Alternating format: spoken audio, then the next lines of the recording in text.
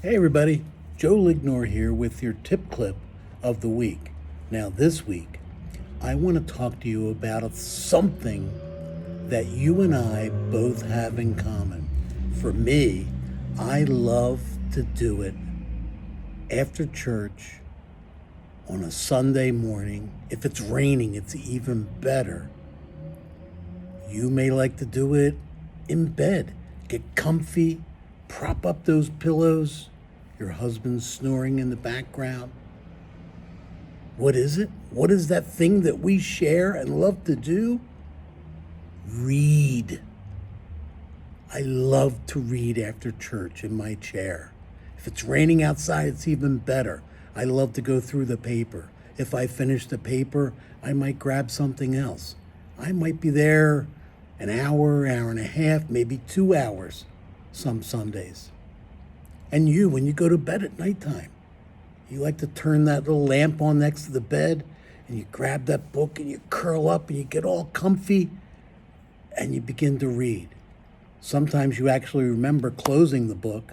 Other times you wake up because the book is sticking you in the side. You never shut it. But you love to read. You grew up with reading. I grew up with reading. People used to tell us you can go anywhere in the world when you read. But now that I'm older, I see that you can do so much more when you read. And I'm thinking of not us, but I'm thinking of your children, the ones that don't read, what they're missing out on, what it's restricting them from doing.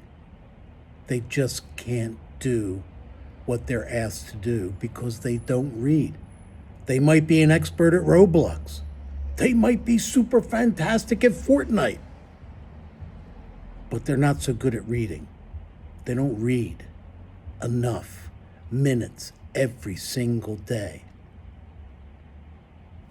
Look at this paper. I looked it up, got it all printed off the internet. This is what happens if you don't read. So student A reads 1 minute per day for 180 minutes the whole school year. The whole year, he only reads 180 minutes. So he begins to take standardized testing, and he scores normally in the 10th percentile. That's way down below normal at the bottom of the score. Now you have student B. Student B reads 5 minutes a day, and if he does that the whole school year, he reads 900 minutes. Altogether, 282,000 words for the whole school year. Sounds really terrific? On a standardized test, he's only in the 50th percentile. So he might be normal in some subjects, he might be below normal in other subjects. And then there's student C. Student C reads 20 minutes a day. For the whole school year, that's 3,600 minutes, which in turn turns into 1,800,000 words per school year. Where are his test scores normally? Up above around the 90th percentile. Well, why is that? Maybe all three students are equally smart,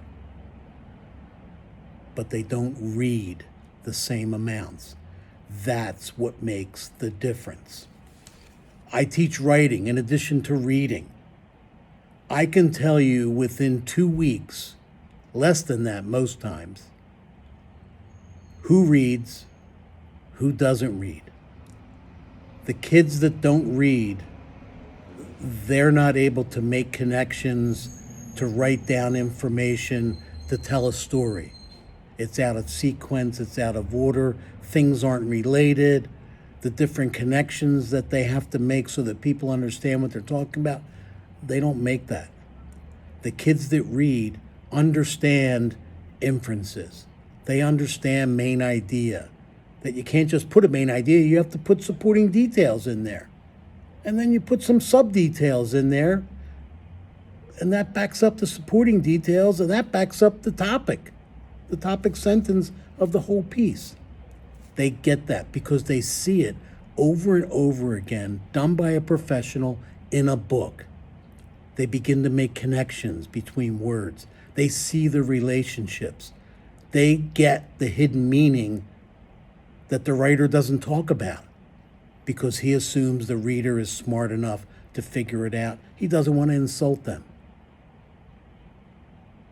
That's what reading does for your child. Somehow, some way, you have to figure a way. My daughter, you can lead a horse to water, but you can't make it drink. That's the way my daughter was with reading. Until I stumbled upon, somebody told me about this, and I began to do it with her. I can't take credit for it, but this is what I did. She did not like to read. I got a book that was interesting to her. We both read the book at the same time, but at different times. She would read chapters 1, 2, and 3. And then I would read chapters 1, 2, and 3. While I was reading 1, 2, and 3, there was a copybook on the kitchen table, and she would write what she thought was going on. And then I would get the book, and I would comment on what she wrote and also what I thought. Oh, I don't think so, Jen. You missed the whole topic of what was going on. Or I would write, Jen, you nailed it right on the head. You're really doing great. This is what's going on, and you saw it. Good for you. And that little bit of encouragement grew and grew and grew. And all of a sudden, before I knew it, I had a girl that got into college. She went and got her master's degree. It turned her whole life around, being able to read. Guys, I can't tell you how important it is. I'm just not throwing it out there because I teach reading and writing. It's vitally important for your kids to be able to do it. If you have any questions or comments, if your child just fights you tooth and nail, they'd rather curl up with a good video game in bed than a book, let's talk. Call me. Email me. And tell me what's going on. I can help you. I can offer suggestions, and we can maybe talk on the phone. Guys, any questions or comments? jlignor@standrewschool.com. jlignor@standrewschool.com. Have a great week. Go Eagles. Go Phillies. It's a great time to be a Philadelphia sports fan. Flyers and Sixers are starting up. But I'm coming back. Reading. Get your kids reading. It's the biggest thing you can give them. See you guys. Have a great week. Peace, love, Bobby Sherman. Go Eagles, go Phillies.